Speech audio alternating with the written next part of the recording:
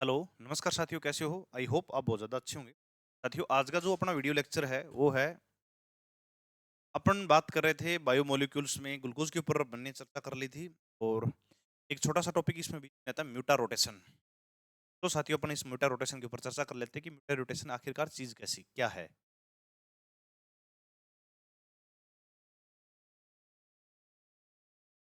सुनना एक बार शब्द कि म्यूटा रोटेशन किससे संबंधित है, क्यों है, क्या है, क्यों, क्या, इन सब का ज़िक्र अपन अभी 1 मिनट में कर लेंगे। कि म्यूटा रोटेशन जो है, देखो अपन ने ग्लूकोज 2 प्रकार के देखे हैं, एक तो अल्फा ग्लूकोज और साथियों एक हमने देखा बीटा ग्लूकोज।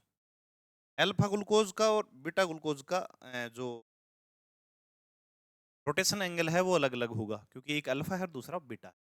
ये जो म्यूटा रोटेशन शब्द है ये म्यूचर शब्द से बना है, म्यूचर शब्द से बना है। इसका अर्थ है चेंज विद टाइम।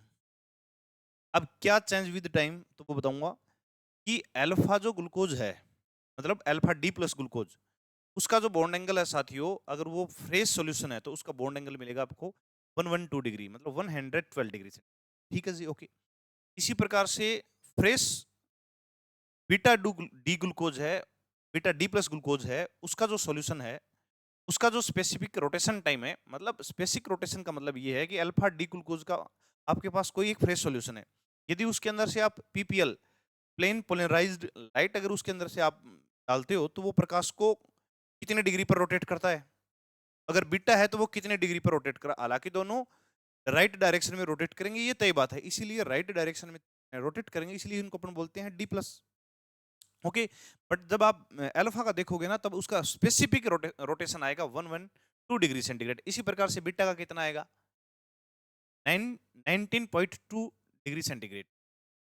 अब आगे क्या होता है change in specific rotation with time is called mutarotation. तो मैं आपको एक बात बता रहा हूं, आप लिखना इस बात को, आप जाओगे 2 मिनट बाद में।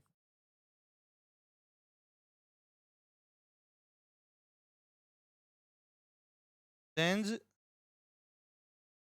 इन specific specific rotation with time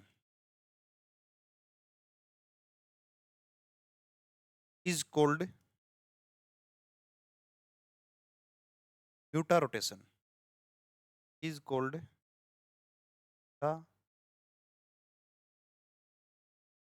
समझना इस बात को। आगे वाले पेज पे आपको ले चलता हूँ। देखो आपको एक बात बता रहा हूँ, ये मान लो ताजा बना या फ्रेश सॉल्यूशन है किसका अल्फा डी प्लस ग्लूकोज। समझना इस बात। अब इसके ऊपर लाइट आ रही है, लाइट, और साथियों लाइट भी कैसी है ये केल वाली लाइट। तब ये कितने डिग्री पर इसको रोटेट करवाएगी, ये करवाएगी 112 डिग्री पर। और इसी प्रकार से एक बार अपन ये मान ले कि भाई ये कौन सा है बीटा डी प्लस ग्लूकोज है, यदि इसके अंदर अपन लाइट डालें तो ये कितने डिग्री पर रोटेट करवाएगा 9.2 डिग्री पर रोटेट। अब यहां तक तो हमारी बात समझ में आ गई, ये ठीक है भाई, ये इसका रोटेशन एंगल है स्पेसिफिक रोटेशन एंगल और ये इसका स्पेसिफिक एंगल है। आप क्या देखोगे थोड़े टाइम बाद, अभी आपने अल्फा डी प्लस लिखा था, मैं इसको लिख देता हूँ यहाँ अल्फा प्लस जी और एक लिख देता हूँ मैं beta plus glucose. Beta D का भाई साहब आपने बॉन्ड एंगल कितना देखा था 9.2 डिग्री, इसका कितना देखा था 112 डिग्री। ठीक है, थोड़ी देर बाद में क्या देखते हो ये तो कांस्टेंट हो जाता है कितने डिग्री पर 52 डिग्री सेंटीग्रेड पर, कितने डिग्री पर 52 पॉइंट एकदम एग्जैक्ट बोलो 0.5 डिग्री पर, कितने पर 52.5 डिग्री पर क्या हो जाता है स्टेबल हो जाता है। और ये कितने पर स्टेबल हो जाता है 52.5 डिग्री, 52.5 डिग्री। इसका 19.2 से इस पे स्टेबल होना और इसका 112 से इस पे स्टेबल होना, इसको अपन क्या कहते हैं, इसको कहते हैं म्यूटा रोटेशन। क्या कहते हैं इसको, म्यूटा रोटेशन कहते हैं। अब इसको मैं दोबारा आपको बता रहा हूं, देखो सुनो बिल्कुल आसान भाषा में। आपके पास एक लाइट है पीपीएल, पीपीएल का मतलब होता है प्लेन पोलराइज्ड लाइट, मतलब एक समतल ध्रुवित प्रकाश। अल्फा डी ग्लूकोज का ऐसा सॉल्यूशन जो अभी आपने बनाया है फ्रेश सॉल्यूशन है, जैसे इस पीपीएल को डाला तो ये रोटेट हुआ कितने डिग्री पर, 112 डिग्री पर। अब यहाँ देखो ये बीटा वाला है, इसके ऊपर डाली तो ये कितने पर हो गया, 19.2। अब हमने ये देखा अल्फा डी प्लस ग्लूकोज है जिसका स्पेसिफिक रोटेशन एंगल कितना है, 112 डिग्री, और बीटा डी प्लस का कितना है, 19.2 डिग्री। थोड़ी देर बाद में देखते हो कि beta D plus glucose alpha D plus glucose किस एंगल पे स्टेबल हो जाते हैं, 52.5 पर। और इसका 52.5 पर स्टेबल होना क्या कहलाता है, म्यूटा रोटेशन कहलाता है। तो बताओ ये टाइम के साथ क्या हुए, टाइम के साथ इनका बॉन्ड एंगल चेंज हुआ कि नहीं हुआ, सर बिल्कुल। इस चीज को अपन समझते हैं, देखते हैं अपन म्यूटा रोटेशन क्या, जरा समझना भाई।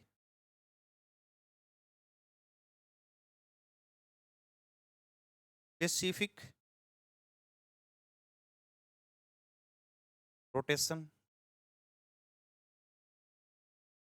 Of Presley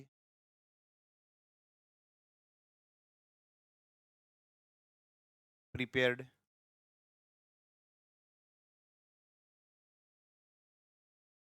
solution of alpha D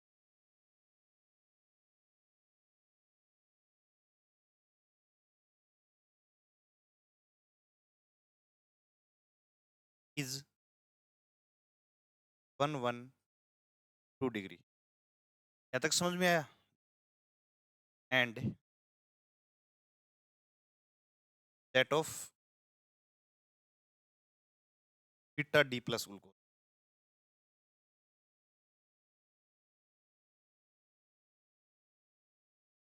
beta do beta D plus glucose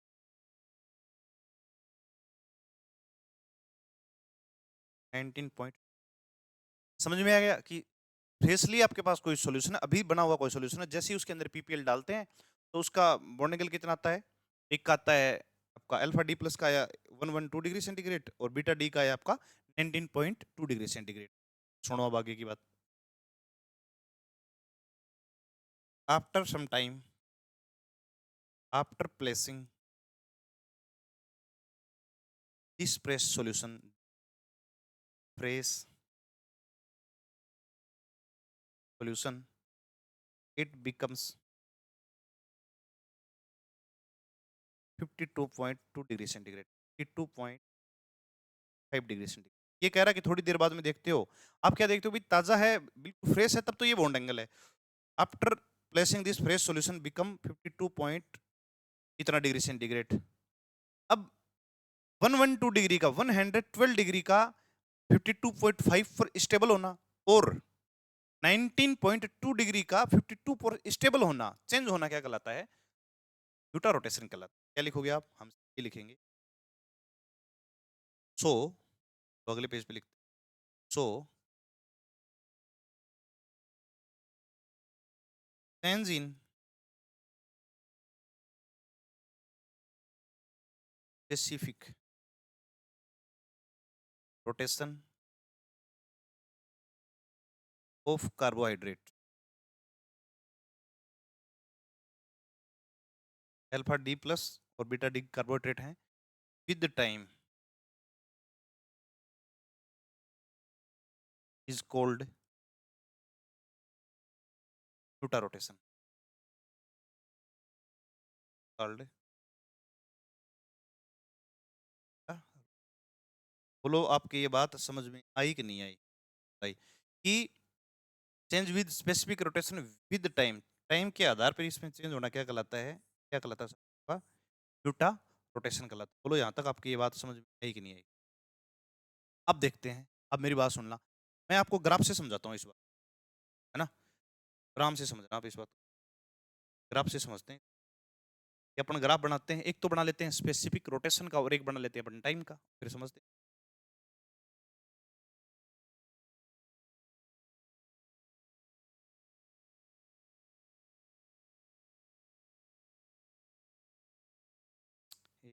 इंतजार करो भाई, क्या तरीके से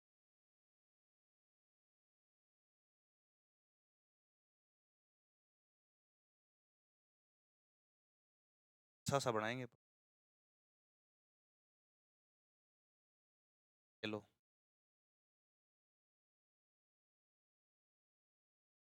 और बना लेते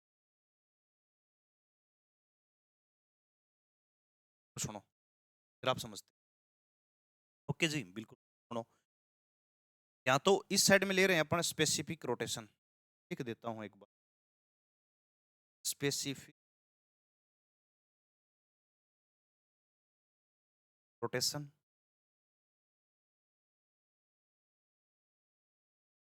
जी, इसको बता रहा है यहाँ, ये बता रहा है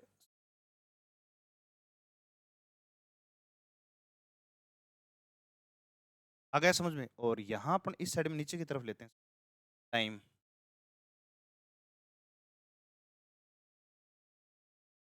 सुना भाई। ओके, यहाँ है एल्फा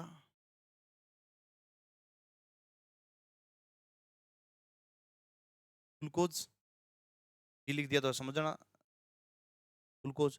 तो उसका जो स्पेसिफिक रोटेशन है साथियों वो है 112 डिग्री सेंटीग्रेड। Okay, 112 degree.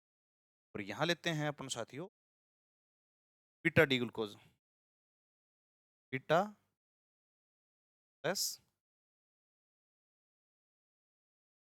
और यहाँ जो है वो है 19 डिग्री। कितना है साथियों? 19 डिग्री। सुनना, थोड़े टाइम बाद आप क्या देखते हो, आप ये देखते हो कि अल्फा डी प्लस ग्लूकोज का रोटेशन कितना है साथियों? कितना है? ये धीरे धीरे क्या हो रहा है, टाइम की रिस्पेक्ट में ये कम हो रहा है और एक जगह जाके क्या हो रहा है, स्टेबल। जिस जगह स्टेबल हो रहा है ना उसका एंगल है 50.5 डिग्री। जी, और ये वाला दूसरे वाला जिस बीटा डी प्लस ग्लूकोज, इसका बॉन्ड एंगल कितना है, 19 डिग्री।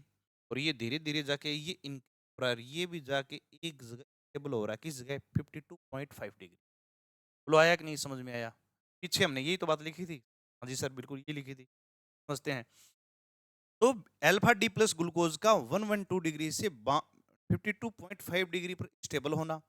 ओके, उसी प्रकार बीटा डी प्लस ग्लूकोज का 19 डिग्री से 52.5 डिग्री पर स्टेबल होना, चेंज होना टाइम की रिस्पेक्ट में, स्पेसिफिक रोटेशन का टाइम की रिस्पेक्ट में चेंज होना क्या कहलाता है, छोटा रोटेशन कहलाता है। आप इस चीज को ऐसे भी समझ सकते हैं। देखिए, ये आपके अल्फा डी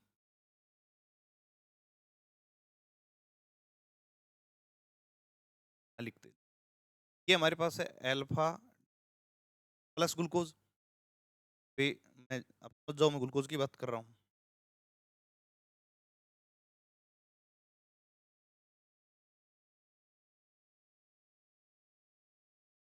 हम नीचे लिख लेते हैं, ये लिख रहे हैं alpha plus,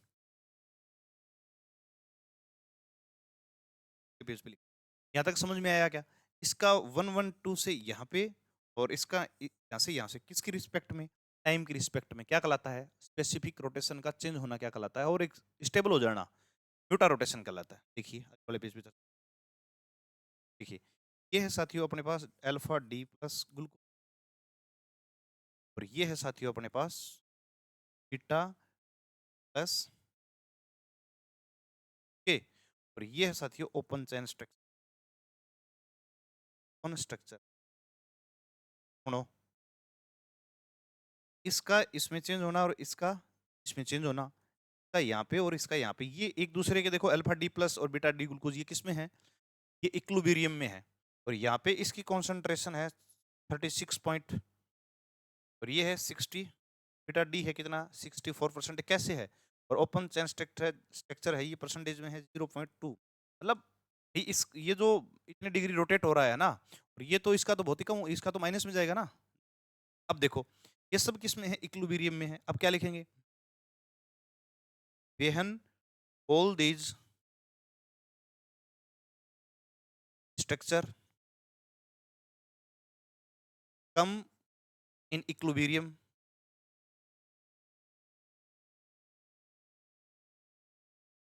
to barium, specific rotation become, specific rotation becomes constant at 2.5 degree, ये क्या कहलाता है? स्पेसिफिक रोटेशन कहलाता है। देखो, आप समझो इस बात को, दोबारा समझ लो। अल्फा डी प्लस ग्लूकोज है, वो है 19 डिग्री। ये कितना है? 19.2 डिग्री। और इसका किस पे स्टेबल होना? 15.5 पर स्टेबल होना क्या कहलाता है? ब्यूटा रोटेशन कहलाता है। बड़ा इंपॉर्टेंट है और मैंने हर तरीके से इसको साथियों करने का क्या किया है साथियों, आपको प्रयास किया है। अब अपन साथियों आगे चलते हैं और चर्चा करते हैं एक और नई टॉपिक की। अब जैसे अपन ने ग्लूकोज बढ़ा, वैसे हम से सुक्रोज का जब आपने प्रेजेंस ऑफ एसिडिक मीडिया और जब आपने इसका हाइड्रोलाइसिस करवाया था, आपको क्या प्राप्त हुआ था? अपने को alpha glucose sorry glucose plus fructose प्राप्त हुआ था। ग्लूकोज की हमने अल्फा की और बीटा की दोनों की चर्चा कर लिया। अब अपन चर्चा करते हैं फ्रक्टोज की। तो हेडिंग लिखी है फ्रक्टोज।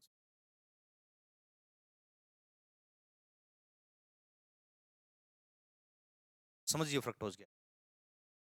देखो, जैसे ग्लूकोज के अंदर क्या था? ग्लूकोज के अंदर साथियों था अपना क्या? Aldehyde group. और फ्रक्टोज के अंदर क्या है? कीटोन। तो ये कैसा है? वो था एल्डोहेक्सोज और ये क्या है? कीटोहेक्सोज। पहली लाइन तो यही है। It is an example of कीटोहेक्सोज।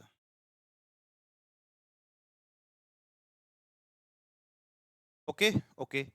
और इसमें भी कितने कार्बन है?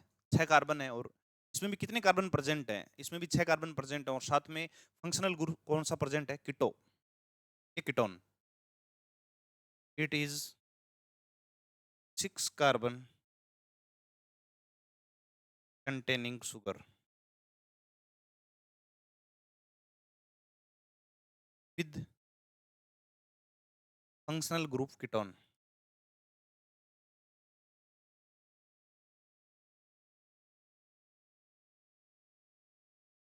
With functional group ketone.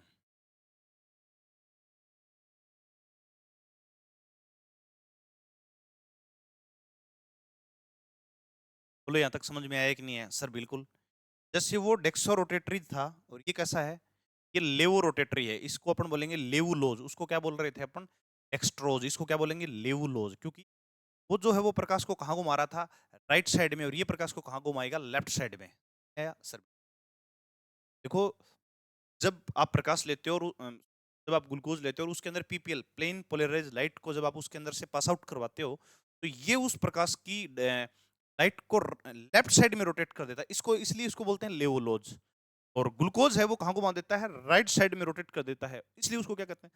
Exo rotatory. क्योंकि ग्लूकोज कार्बोहाइड्रेट के अंत में ओएस लगाते हैं, इसलिए इसको क्या बोलते, उसको क्या बोलते हमने? एक्सट्रोज। और इसको हम क्या बोलेंगे? लेवुलोज। देखो, it is also called levulose as it rotates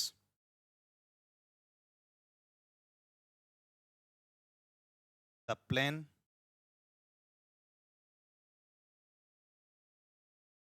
L। थोड़ा दिमाग में बैठा। Plane polarised light P L in left hand side.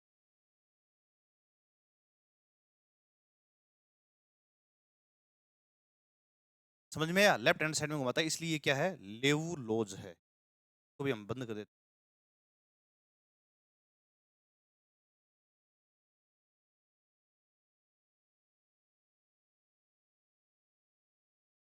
Important बात बता रहा हूँ, ये क्या है? लेवुलोज है। चलो आगे चलते। और जब इसका प्राप्त कैसे होता है? How can you found? जब आप सुक्रोज का हाइड्रोलाइसिस करवाते हो तब आपको क्या प्राप्त होते हैं? ग्लूकोज और फ्रक्टोज। ये बात और हम लिख देते हैं। Sucrose on hydrolysis. Hydrolysis use glucose and fructose।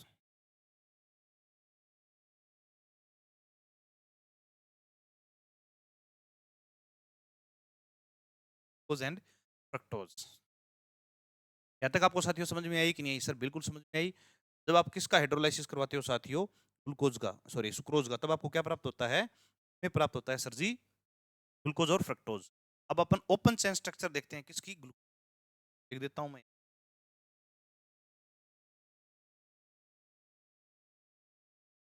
Open structure of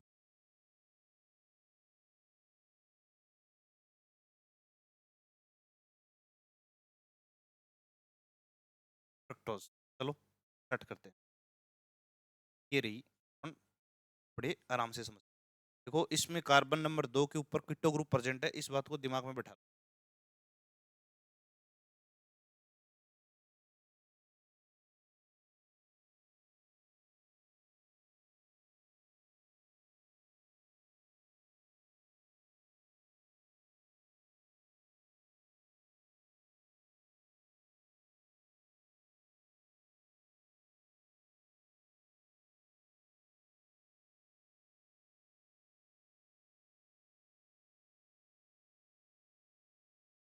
और प्राइमरी कार्बन को हमने इस कलर से।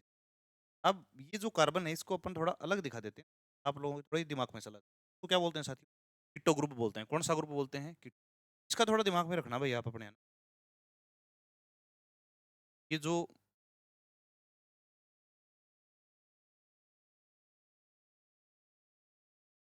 यहाँ मैं इसको एक बार आपको दिखा रहा हूँ, कौन सा ग्रुप आपको? Keto group. तो ये क्या हो गया? Keto hexose. अब देखो आप है ना, एक बात समझो। अब मैंने ग्लिसरॉल्डिहाइड पढ़ाया था, तब आपको एक बात बताई थी कि ये जो कार्बन है, ये जो कार्बन है, तो हमने ये लिखा स्टार, मतलब कायरल कार्बन है। इसमें देखो OH किस साइड में है? राइट साइड में है। राइट साइड में, तो इसको क्या बोलेंगे अपन? डी। क्या बोलेंगे साथियों? डी। लेकिन इसको माइनस क्यों बोलते हैं? माइनस इसलिए बोलते हैं क्योंकि प्रकाश को कौन सी दिशा में घुमाता है? सॉरी, लेफ्ट साइड में घुमाता है, इसलिए इसको माइनस बोलेंगे, लेवो रोटेटरी बोलेंगे। क्योंकि नाम फ्रक्टोज है तो इसलिए एफ, FRU। बोलो आपके कई बच्चों के दिमाग में आता है कि सर ये माइनस का अर्थ क्या है, ये माइनस क्यों लिखा? या ये माइनस जो है, मैं लिख देता हूं, ये लेवु रोज को बता रहा है। मतलब PPL को किस दिशा में रोटेट करता है? ये राइट लेफ्ट दिशा में रोटेट करता है, इसलिए लेवो रोटेटरी है। डी इसलिए क्योंकि कायरल कार्बन का OH जो है वो राइट साइड में, तो मैंने बताया था D और L, लेवो रोटेटरी और जी। अब इसमें वैसे देख लेता हूं मैं कितने कायरल कार्बन है। एक तो ये हो गया, ये रहा एक साथी आपका, कितने हो गए? 3। अब इसका मतलब कितने इसके अंदर जो कायरल कार्बन है? 3 है। तो इसमें एनोमर्स की संख्या कितनी होगी, मतलब इसके आइसोमर्स की संख्या कितनी, को हम लिख देते हैं number of chiral N carbon equal to, आ गया समझ में? Number of optical isomers, optical isomers, उसका जो फॉर्मूला है वो साथी आपको पता है, 2 की पावर n, और ये लिखोगे की पावर 3। टोटल आइसोमर्स कितने हो जाएंगे? 8 हो जाएंगे। तो यहाँ तक आपको बात समझ में आई? क्लियर मामला? बिल्कुल clear. C double bond O group present है, इसको क्या बोलोगे भाई आप? किट्टो ग्रुप बोलेंगे। फंक्शनल ग्रुप इसमें कौन सा है साथियों? ग्रुप है इसमें किट्टो ग्रुप। इस वजह से इसको क्या बोलते हैं? किट्टो हेक्सोज। ये बात आपके समझ में आई कि नहीं आई? देखो सुनो, एक बात बताता हूँ मैं आपको। जैसे ग्लूकोज की जो केमिकल रिएक्शंस थी कार्बन 6 को प्रेजेंट करने के लिए, CHO को एविडेंस एविडेंस हमने दिया, OH का एविडेंस हमने दिया, नंबर्स ऑफ कार्बन 6 का एविडेंस। वैसे सभी की सभी प्रॉपर्टीज जो है वो किस पे लागू है? फ्रक्टोज पे। लेकिन DNP टेस्ट नहीं देता, सोडियम बाइसल्फाइड के साथ रिएक्शन नहीं करता, और हाइड्रोक्सी सॉरी तभी उसका ग्लूकोज पेंटासिटेट बना था, इसमें भी बनेगा फ्रक्टोज पेंटासिटेट, वो भी हाइड्रोक्सिलेमिन के साथ रिएक्शन। वो सारी रिएक्शंस क्या बता रही हैं? वो सारी रिएक्शन ये बता रही है फ्रक्टोज जो है वो केवल ओपन चैन स्ट्रक्चर नहीं है। पर सुनो, जैसे ग्लूकोज की केवल ओपन चैन स्ट्रक्चर प्रेजेंट नहीं है, वैसे फ्रक्टोज की भी ओपन चैन स्ट्रक्चर प्रेजेंट नहीं है। इसकी भी कैसे स्ट्रक्चर होनी चाहिए? साइक्लिक स्ट्रक्चर होनी चाहिए। रीजन रीजन मैं आपको अभी बता रहा हूँ। और साइक्लिक स्ट्रक्चर के अंदर होता क्या है, कार्बन नंबर 2 जिस पे फंक्शनल ग्रुप कीटोन जुड़ा है वो कार्बन नंबर 5 के साथ क्या करता है, इंटरेक्शन करता है, और साथियों हेमिकीटेल वहां बनाता है हेमी एसिटेल, और यहाँ क्या बनेगा, हेमिकीटेल टाइप के स्ट्रक्चर बनाता है। और ये हेमिकीटेल जो है इसको अपन क्या कहेंगे, टोलेन स्ट्रक्चर, हेमिकीटेल स्ट्रक्चर, और ओपन है तो फिशर स्ट्रक्चर। अभी ये जो स्ट्रक्चर बनाई ना ये फिशर की है। कट करें,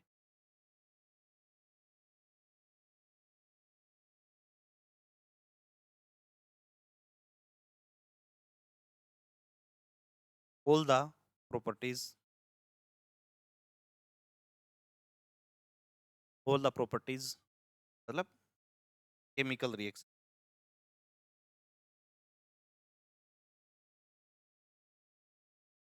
केमिकल रिएक्शन का अर्थ क्या है थोड़ी देर पहले बता चुका हूँ, जो ग्लूकोज के साथ की हुई, fructose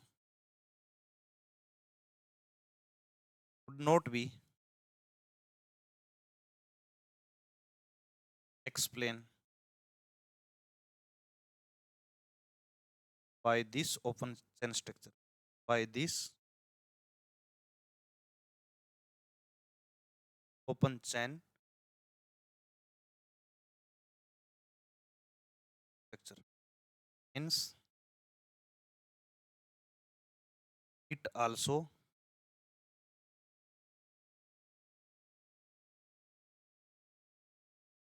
cyclic structure by the fraction of किसकी किसके इंटरेक्शन से, C2 कार्बन, मतलब C2 कार्बन का मतलब क्या होगा, कीटोनिक ग्रुप,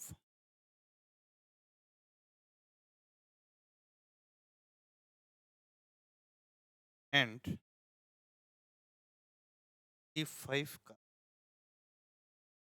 बोलो यहाँ तक समझ सर? बिल्कुल। ये कह रहा है कि जितनी केमिकल प्रॉपर्टी है वो ये एक्सप्लेन नहीं कर पाएंगे कि ओपन चैन स्ट्रक्चर है। कुछ ऐसी रिएक्शन है जो नहीं दी और उसकी वजह से अपन ये कहेंगे कि जो है ये साइक्लिक स्ट्रक्चर है। उसमें क्या होगा, कार्बन नंबर 2 कीटोनिक ग्रुप और कार्बन नंबर 5 ये आपस में इंटरेक्शन करते हैं और साइक्लिक स्ट्रक्चर बनाते हैं।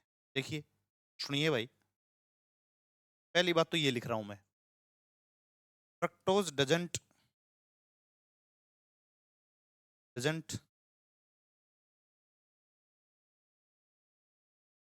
Q DNP test,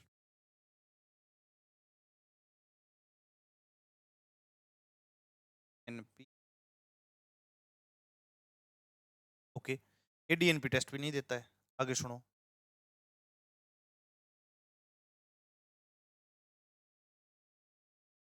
fructose not react NaH, मतलब ये NaHSO3 के साथ भी क्या नहीं करता है, रिएक्ट नहीं। और एक और लिख देता हूं मैं,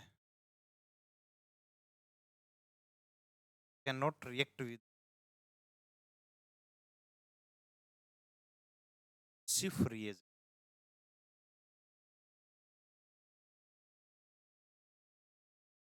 ये तीन चार चीजें हैं, आप दिमाग में बैठा लोगे ना सर? बिल्कुल बैठा लेंगे। अब सुनो, अब इसकी हेमी एसिटेल, सॉरी कौन है तो हेमी की टेल, और क्या साथियों, Fischer projection and cyclic structure बात कर लेते हैं। देखिए, तो पहले हम लिखते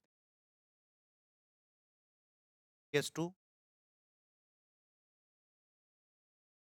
था, HO S2, हाँ साथियों हमने कार्बन डबल बॉन्ड, थोड़ा दिमाग लगाना है।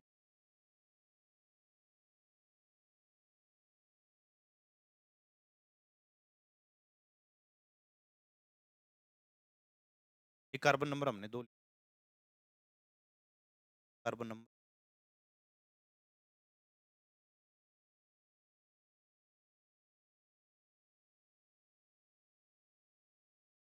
यहाँ लिखा हमने H,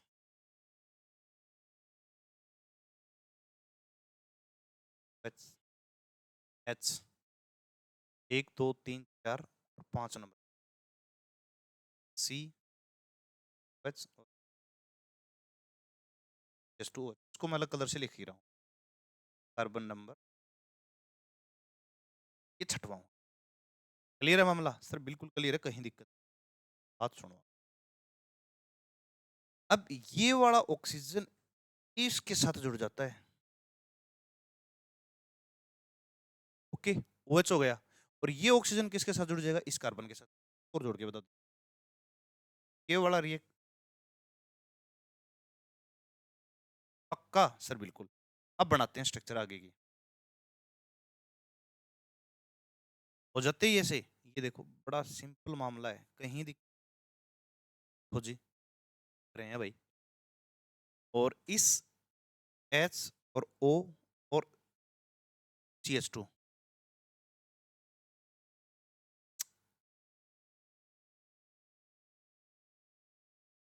ये हो गया हमारा HO और CH2। यहाँ हमने लिख दिया कार्बन, और कार्बन के साथ O और H। वो जो O है वो अपन इस साइड में लिख देंगे, इस कार्बन को हमने कार्बन दे दिया,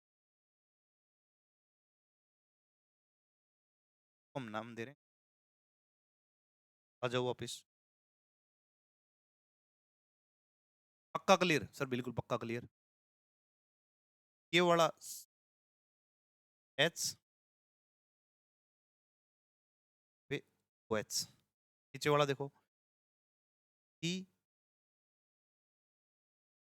यहाँ पे OH और यहाँ पे H। यहाँ देखो आप, कार्बन नंबर 5, और वो हम लिख रहे हैं, तो मैं लिख रहा हूँ अलग कलर।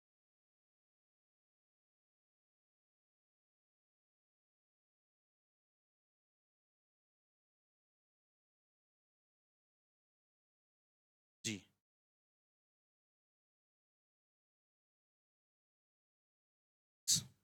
यहाँ तक क्लियर है सर? बिल्कुल है। कार्बन नंबर है,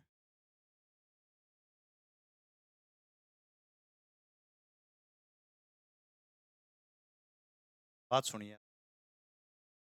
रेड पेनर पेन से हमने क्या किया था? उसको कनेक्ट किया था, चाहे उस साइड में लिख दो और इस साइड में लिख दो, कोई फर्क पड़ा। मेरे पास थोड़ी शॉर्टेज थी, ये रहा।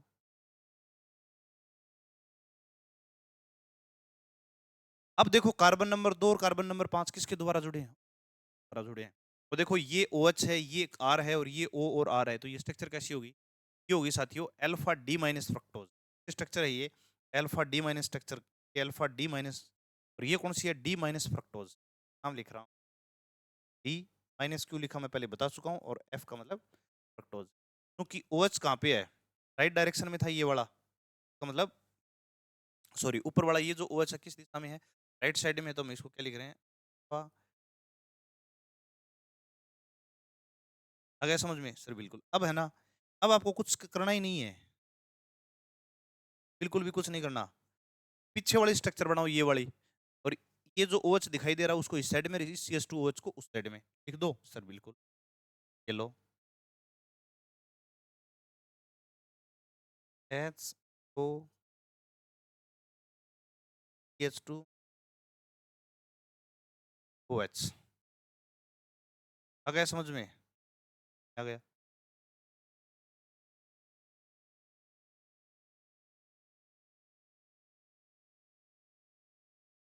H2, ये लो अगला, ये 1 और ये 2, कौन सा है? HO राइट साइड में, यहाँ पे इसमें क्या लिखेंगे? COH और 4 कार्बन और 5वां कार्बन। अब हम लिखने ये वाला, तो हम कलर चेंज कर H2। कई बच्चे सोच रहे हैं सर जी आप बहुत धीरे पढ़ाते हो भाई साहब, सब्जेक्ट ऐसा है ये पढ़ा दिया आपको, ये नहीं पता लगेगा मैंने पढ़ा क्या दिया। ये वाला, अब जो कार्बन जिस नंबर पे है वो नंबर, ये 2 नंबर कार्बन है, ये 3, ये 4 और ये 5 और ये। इस स्ट्रक्चर का नाम क्या है साथियों? स्ट्रक्चर का नाम है beta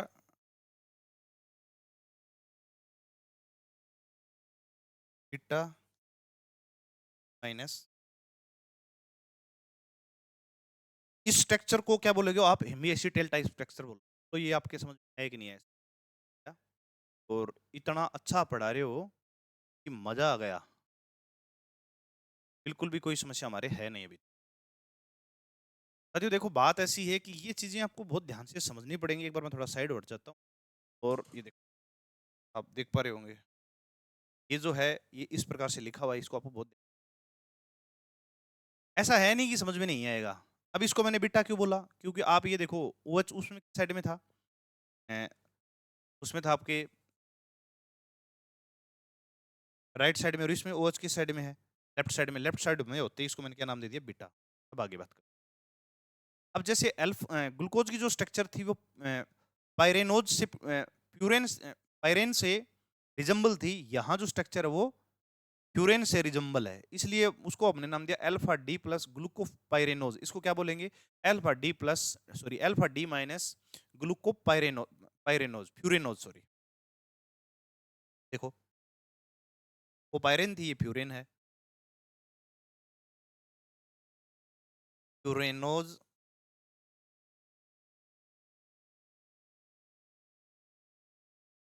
structure of fructose. Fructose जो है वो दो फॉर्म में पाया जाता है, तो अल्फा में और एक बीटा में, ये बात ठीक है। और दूसरा, प्रकृति के अंदर ये 5 मेंबर्ड की एक रिंग स्ट्रक्चर के फॉर्म में पाया जाता है, जो रिजेंबल होगी, कैसी होती है, फ्यूरेन जैसी, इसलिए अंत में हम लगाएंगे फ्यूरेन। Nature fructose. अगर मैं बीच बीच में ग्लूकोज का नाम ले रहा हूं तो इसका मतलब है ग्लूकोज मेरे दिमाग में बैठा, कोई पट गए हैं हम। Fructose in found in the form of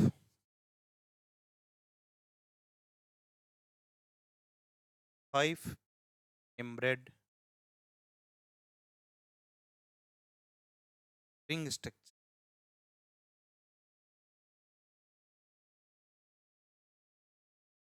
which resemble, resemble मतलब जैसा हो जाती है, पल्स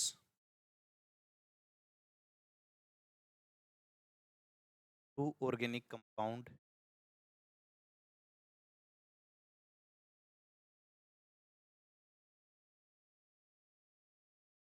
बाउंड ब्रेन,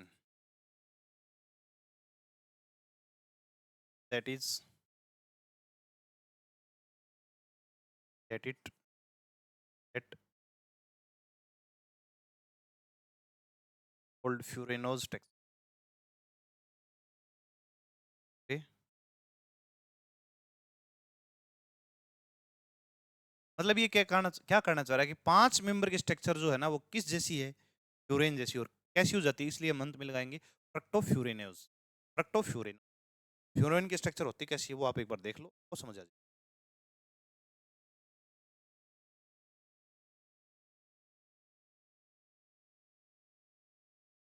जरा ध्यान से। फ्यूरेन की स्ट्रक्चर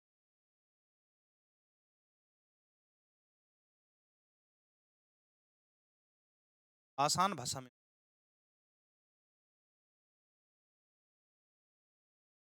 ये लो आप,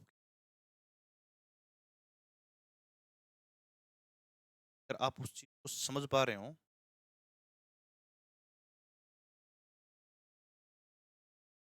ये किसके स्ट्रक्चर है साथियों, फ्यूरेन की स्ट्रक्चर।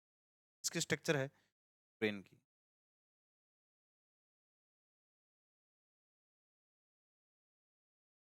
ग्लूकोज भी कैसी स्ट्रक्चर बनेगा, इसी टाइप की। इसमें देखो कितने कार्बन है, मान लो इसको मैं 1 मान लो, इसमें तो कार्बन ही 4 है तो C4 बोला। हालांकि ग्लूकोज में कार्बन नंबर 6 है। इसमें है क्या, ग्लूकोज में हमने क्या देखा, कार्बन नंबर 2 और कार्बन नंबर जो है 5 एक्शन होते हैं। 2 और 5 आपस में ऑक्सीजन के द्वारा जुड़ेंगे, और इसमें भी इसके साथ भी एक कार्बन है, और इस क्या है कि उसमें कार्बन है। मैं इसकी बात कर रहा हूँ भाई। देखो आप, कार्बन नंबर 2 और carbon number 5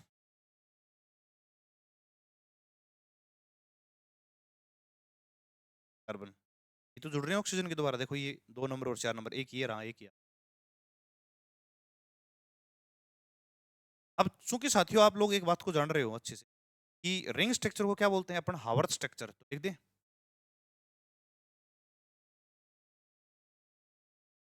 Haworth structure of glucose fructose.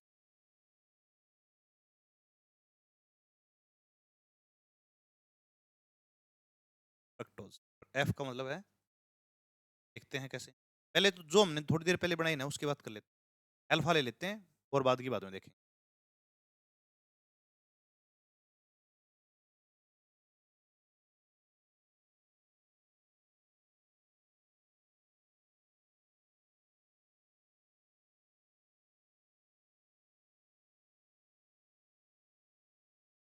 पर कार्बन बना देता हूँ, 2 कार्बन, 3, 1 2,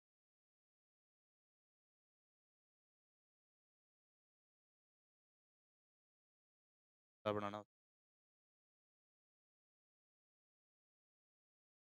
एच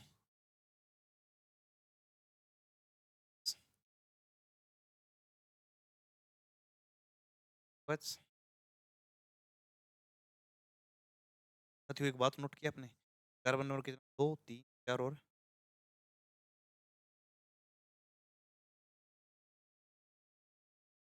तो हम डायरेक्ट लिख लो भाई, ये वाला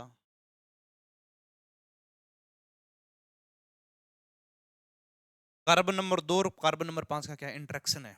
और ये साथियों एक बात आपने नोट की, ये तो मैं बता रहा हूँ आपको, प्यारी सी बात है।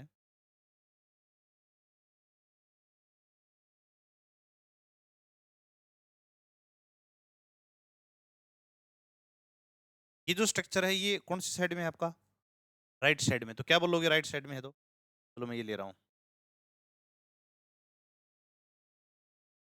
ये ले रहा हूँ। ये कौन सी साइड में है, राइट साइड में। तो क्या बोलोगे इसको, D alpha E minus fructose. क्या समझ में सर आ गया। अब इसकी अपन को रिंग बनानी है, तो ध्यान रखना, और कैसी बनानी है, उस जैसी बनानी है। कार्बन नंबर 2 और कार्बन नंबर 5 इंटरेक्शन कर रहे हैं, और मैं वो स्ट्रक्चर बना लेता हूँ।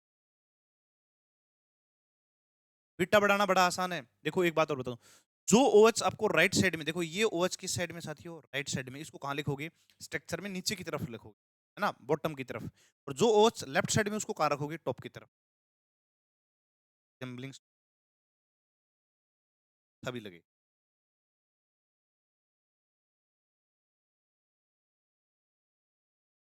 ये लो, हो गया सर, बिल्कुल हो गया।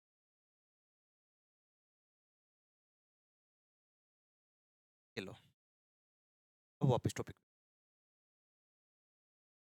देखो इसमें OH कहाँ पे है, नीचे की राइट साइड में, नीचे रखो। OH कहाँ पे है, राइट साइड में, कहाँ रखोगे, नीचे की तरफ।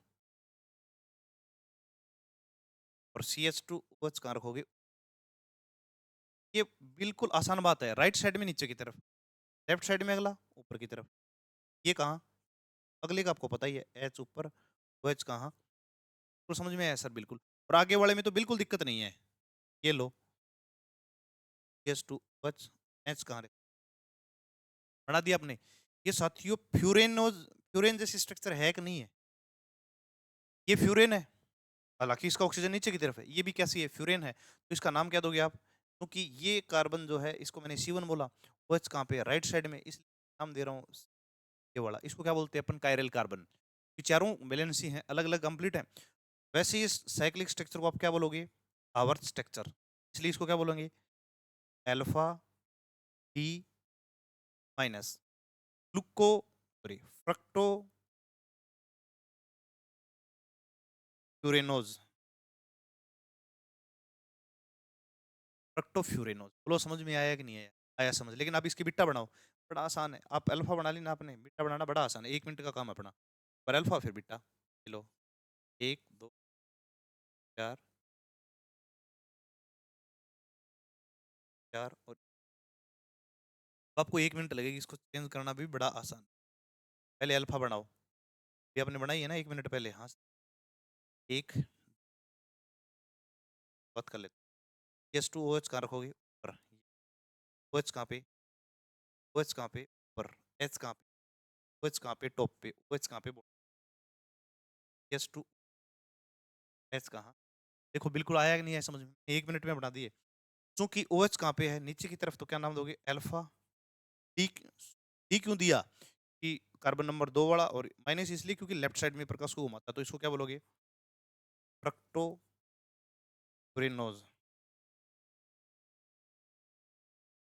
समझ में आ गया, ओके।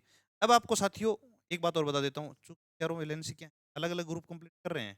हाँ जी, ये हमने कार्बन नंबर एक, चारों वैलेंसी अलग अलग ग्रुप कंप्लीट कर रहे हैं, ये देखो, इसलिए इसका नाम है कायरल कार्बन। क्या नाम है साथियों, कायरल कार्बन,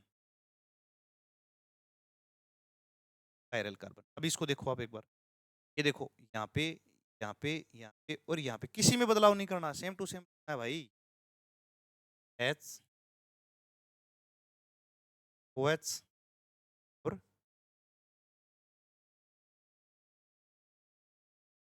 ओके, और इसका ओ एच कहाँ रखोगे, ऊपर, और CH2 ओ एच कहाँ रखोगे, जी, ये कार्बन नंबर एक, तो इसके ऊपर क्या बना देंगे अपन, स्टार। तो क्या हो गया साथियों, ये कायरल, क्या हो गया, कायरल। पक्का सर, पक्का। अब बताओ इसका नाम, जो बताएगा उसके समझ में आ गया। ओ एच कहाँ पे, टॉप पे है, तो ये कहाँ पे, ये कौन सा अल्फा, तो ये क्या हो गया साथियों, बीटा डी माइनस फ्रक्टो फ्यूरेनोज। लेकिन ये दोनों कैसे हैं, कायरल। लेकिन अगर मैंने कल आपको एक बात बताई, अगर ये रिंग स्ट्रक्चर के अंदर हो ना, तब इसको क्या बोलेंगे अपन, एनोमर्स, क्या बोलेंगे, एनोमेरिक कार्बन। जैसे इसका क्या नाम है, स्टार वाले C1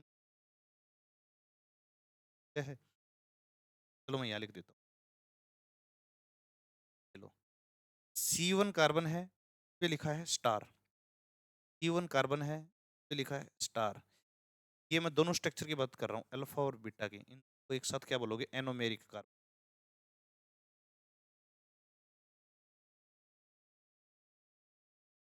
ये और ये, इसको क्या बोलोगे, एनोमेरिक कार्बन। अब जो मैंने स्टार बनाए ना, उसकी बात कर रहा हूँ, एनोमेरिक।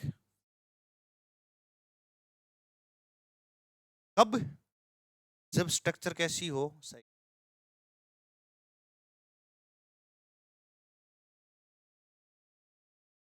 स्ट्रक्चर कैसी हो साथियों, साइक्लिक।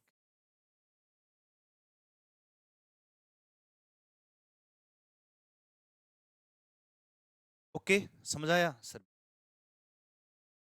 साथियों अब अपन चर्चा करने वाले हैं, ये तो था मोनोसेकेराइड।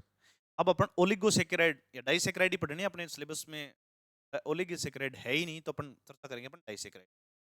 चलो अगला हेड निकालते हैं अपन, डाइसेकेराइड।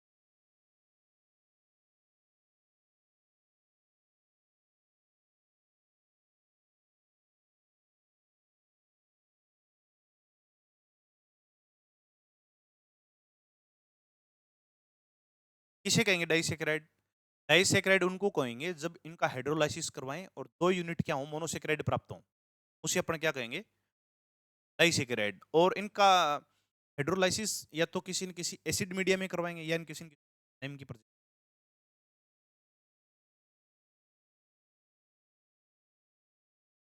दोज ओलिगोसेकेराइड, मतलब जो डाइसेकेराइड है वो टाइप है किसका, oligosaccharide. Those oligosaccharide gives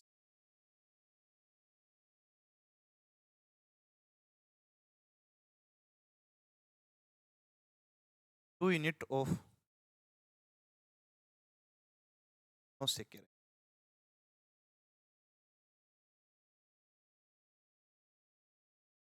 on hydrolysis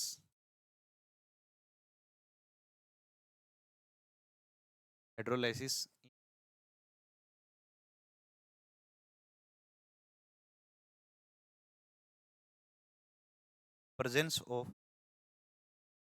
dilute acid और enzyme.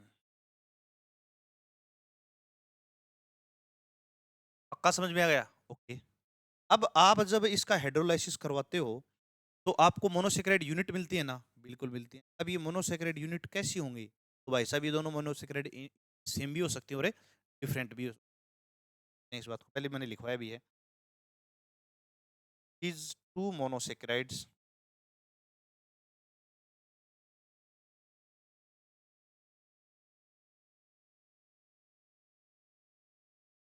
unit may be similar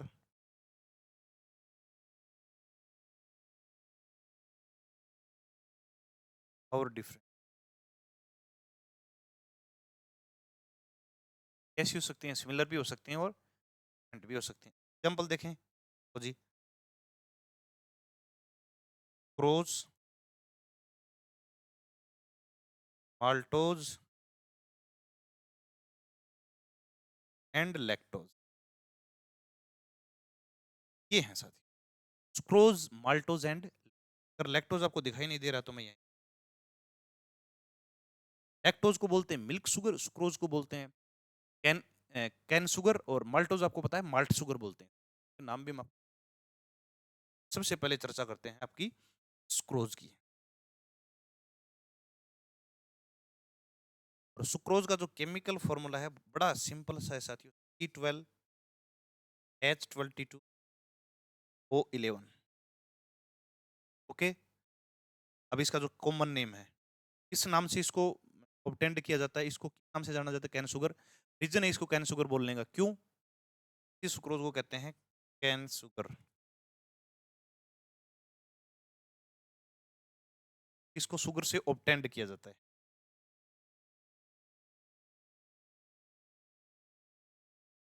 it is also called cane sugar.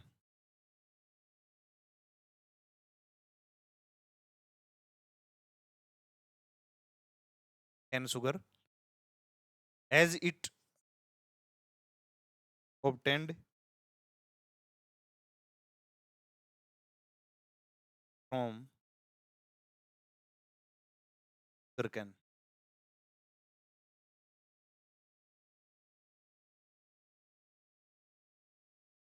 इसको कहां से प्राप्त किया जाता है? शुगर कैन से प्राप्त किया जाता है जी। इसको क्या कहते हैं साथियों? इसको कहते हैं, इंपोर्टेंट है ये। अगली बात करते हैं, करो जी।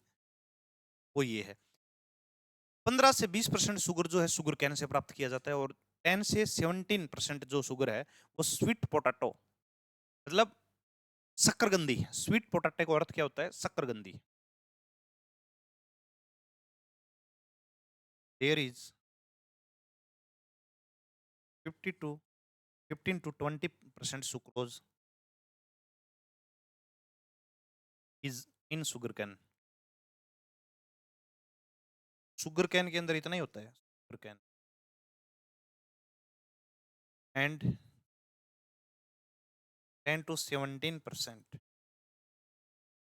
grows in sweet potato।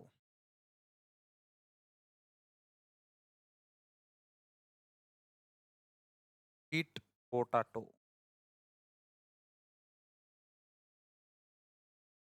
दो डाटा लिखवाए हैं, 10 to 20%, 10 to, समझ में आ गया? क्या क्या प्रॉपर्टी है वो और देखते हैं। प्रॉपर्टी लिख,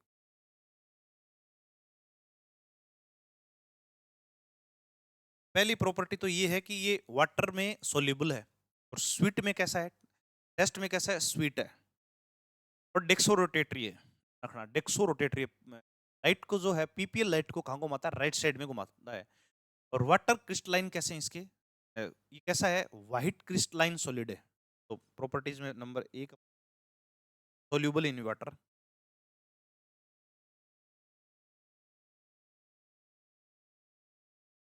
दूसरा, व्हाइट क्रिस्टलाइन, क्रिस्टलाइन सॉलिड है।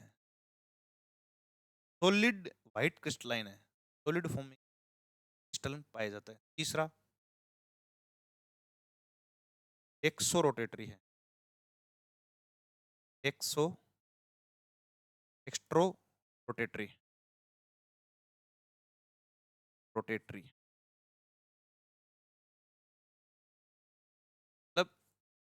का जो स्पेसिफिक रोटेशन है वो है 6.5। देखो इंपॉर्टेंट बात क्या है वो अब लिख रहा हूं। केवल और केवल एकमात्र सिंगल डाइसेकेराइड के अंदर, ओलिगोसेकेराइड के अंदर ऐसी, मतलब ओलिगो नहीं सॉरी डाइसेकेराइड के अंदर ये नॉन रिड्यूसिंग शुगर है, ये मोटा रोटेशन शो नहीं करती। It is an non reducing sugar, reducing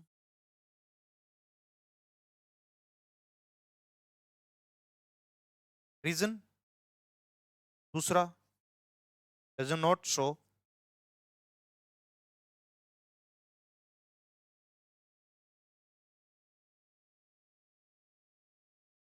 buta rotation.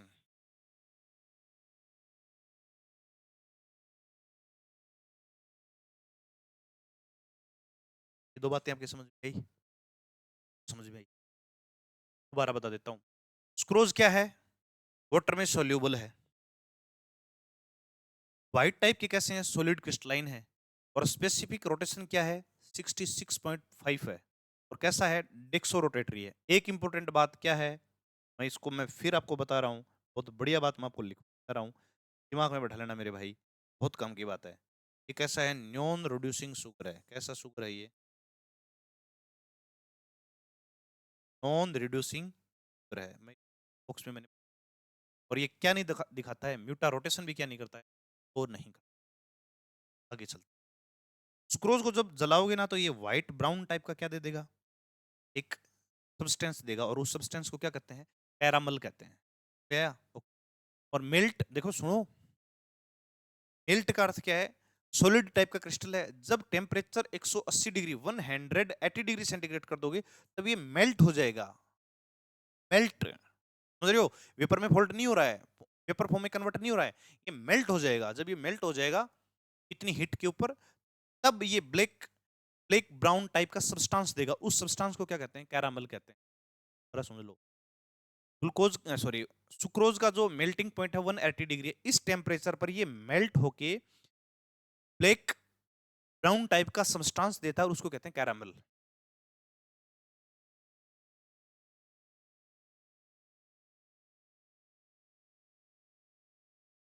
Melting point of sucrose is 180 degree.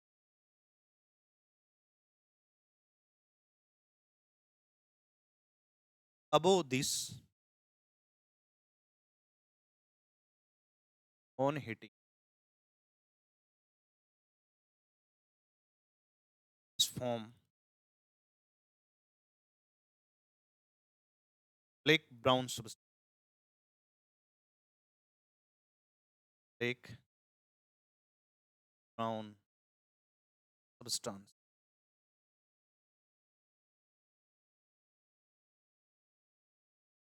substance which is called caramel,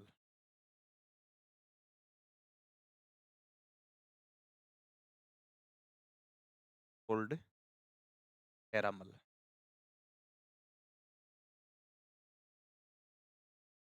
ये इंपॉर्टेंट है, कैरामल कहलाता है। ये बहुत बढ़िया मैंने समझा है। ये भाई इंपॉर्टेंट है, क्या इसका सवाल आ सकते हैं। अब स्ट्रक्चर ऑफ सुक्रोज की क्या बात करें? देखो हम उदाहरण बात बताता हूँ।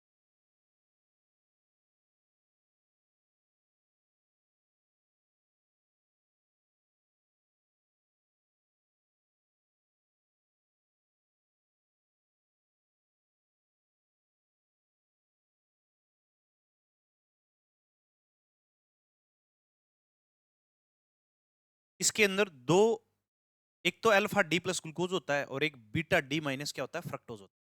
क्या क्या? अल्फा डी प्लस ग्लूकोज और दूसरा क्या होता है? Beta D minus fructose. इसके दो यूनिट होती है, 2 यूनिट होती हैं। क्रोज की जो स्ट्रक्चर होती है उसके अंदर क्या होता है? देखो सुनो, अल्फा प्लस ग्लूकोज डाइकोसाइटिक बॉन्ड बनाते हैं। इसका जो कार्बन है वो रहेगा वन, क्या है? ओ, और यहाँ रहेगा कार्बन का डी माइनस फ्रक्टोज डी। और इस बंध को कहते हैं ग्लाइकोसाइटिक बॉन्ड। क्या कहते हैं? ग्लाइकोसाइटिक। लिख लीजिए, ग्लाइकोसाइटिक, ग्लाइकोसाइटिक। मैं बताऊंगा ये कैसे क्या हुआ। ये मत लिखना भाई, एक बार लिखना नहीं है। मैंने कहा था कि जो सुक्रोज होता है उसके अंदर दो यूनिट होती है, एक तो होती है अल्फा डी प्लस ग्लूकोज और दूसरा डी फ्रक्टोज। इसमें अल्फा डी को C1 कार्बन और बीटा डी फ्रक्टोज का C4 कार्बन आपस में क्या बनाते हैं? ग्लाइकोसाइटिक बॉन्ड बनाते हैं। चलो अपन चर्चा कर लेते हैं, चर्चा करना ज्यादा बेस्ट। साथियों मैं फिर कह रहा हूँ बीटा की बात जी।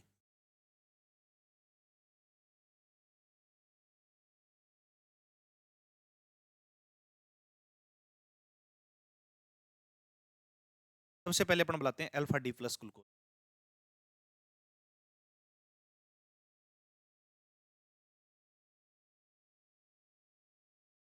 ये रहा अपना ओ।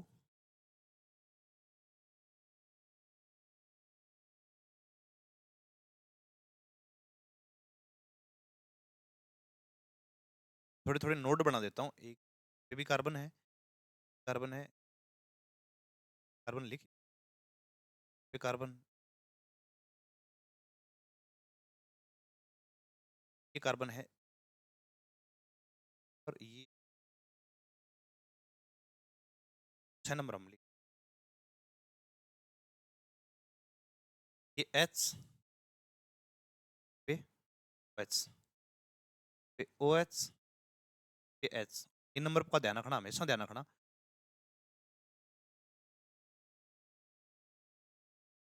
ये H और OH, 3 नंबर में OH ऊपर, H कहाँ? तो देखो आप एक बार, H यहाँ पे, इसमें तो आपको पक्का ही पता है। ये जो यूनिट है ना उसको बोलते हैं अल्फा प्लस। याद आ गया सर? बिल्कुल समझ में आ गया। ये तो हो ही गया। अब इसको देखते हैं, यहाँ पे क्या चक्कर है। चक्कर है, उस चक्कर को हम समझ लो।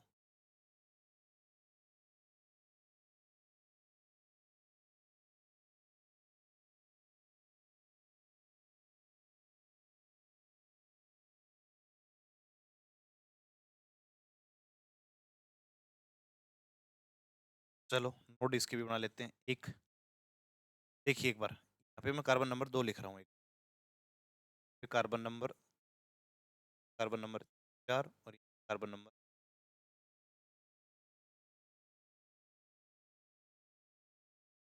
देखिए भाई, अलग कलर से लिख दे। फिर अपने यहाँ जी, इसमें CH2 कुछ हमने बताएंगे आपको। OH कहाँ रखा हमने? यहाँ पे OH कहाँ आएगा ऊपर, H कहाँ, H कहाँ? समझ ना भाई इस बात को, सर आपने ऐसा क्यों बना दिया? देखो कार्बन नंबर 1 मैंने कहाँ पे, ये रहा कार्बन नंबर 1 के बाद कौन है? Carbon number 2। और फ्रक्टोज में कार्बन नंबर 2 और कार्बन नंबर 5 क्या करते हैं? इंट्रैक्शन करते हैं और साइक्लिक स्ट्रक्चर बनाते हैं। साथियों हुआ क्या इसमें भाई, ये OH कहाँ है? ऊपर की तरफ, टॉप में है। जब OH टॉप में हो तो भाई साहब उसको क्या कहोगे आप उसको कहोगे सर बीटा डी, चूंकि फ्रक्टोज है तो माइनस फ्रक्टोज। ये तो कहने वाले हो। अब क्या होगा सर? ये होगा इसका OH,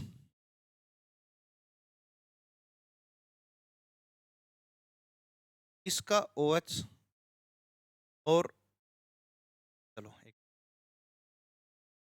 यहाँ से H और यहाँ से OH, क्या निकलेगा बाहर?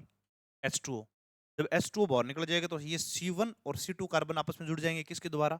इस वाले ऑक्सीजन के द्वारा। ये तो होगा सर। चलो देखिए आप एक बार रफ करके, ये लो, जोड़ दें सर? बिल्कुल जोड़ दो, कहीं दिक्कत नहीं है। इसको थोड़ा नीचे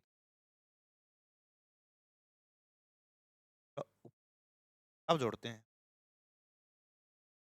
और देखो ये रहा ऑक्सीजन और ये रहा ऑक्सीजन। बोलो आपस में जुड़ गए कि नहीं जुड़ गए? सर बिल्कुल जुड़ गए। कौन-कौन जुड़ा? अभी बता रहे हैं आपको। सुनो, इनकी थिकनेस वापस कम। C1 और C2 कार्बन कैसे जुड़े? लाइक देखो, 2 कार्बोहाइड्रेट इका यूनिट जो आपस में जुड़ते हैं ना, उस बॉन्ड को अपन बोलते हैं ग्लाइकोसाइटिक बॉन्ड। मैं बताना भूल गया, दोबारा बता रहा हूँ। कार्बोहाइड्रेट की कोई भी 2 यूनिट आपस में जिस बॉन्ड के द्वारा जुड़ती हैं, ज्यादातर ऑक्सीजन के द्वारा जुड़ती हैं। बॉन्ड को अपन बोलते हैं ग्लाइकोसाइटिक बॉन्ड। देखो यहाँ पे C1 और इस बात को अपने, है ना, C1, C2 ग्लाइकोसाइटिक बॉन्ड द्वारा जुड़ जाते हैं। ग्लाइकोसाइडिक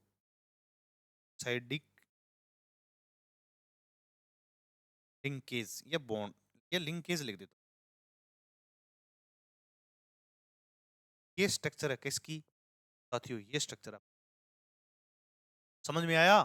सर बहुत बढ़िया तरीके से समझ प्रश्न आ जाए कि सुक्रोज के अंदर कौन कौन सी 2 यूनिट हैं, एक तो अल्फा डी प्लस ग्लूकोज और D beta D minus fructose, इसके द्वारा जुड़ी होती हैं।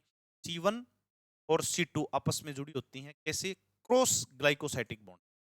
बोलो साथियों, ये आपके समझ में आया कि नहीं है? सर हमारे बहुत अच्छे से समझ में आया और बहुत बढ़िया तरीके से। साथियों, मैंने कोशिश हमेशा बहुत बढ़िया की है। यदि आप इस चीज को बहुत अच्छे से पढ़ें, निश्चित रूप से आप सफलता के मुकाम को प्राप्त करेंगे। और साथियों, इस साथ मैं अपने इस वीडियो लेक्चर को यहाँ समाप्त करता हूँ और मैं आशा करता हूँ कि आप अपने जीवन में स्वस्थ होंगे और अपने जीवन में जो है गर्मियों के दिनों में, इन दिनों में आप मेरे इस यूट्यूब चैनल से अपनी पढ़ाई का आनंद ले रहे होंगे और बहुत मजे से पढ़ रहे होंगे। चलो साथियों, इसी के साथ मुझे इजाजत दीजिए। जय हिंद, जय भारत।